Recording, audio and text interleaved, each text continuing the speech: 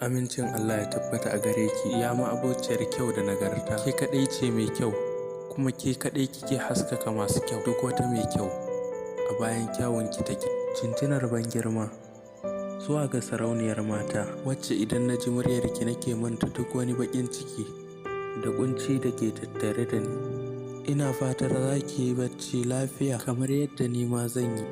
Ki huta lafiya daga mai son ki da ƙaunarki, abin alfaharinki a koda yaushe.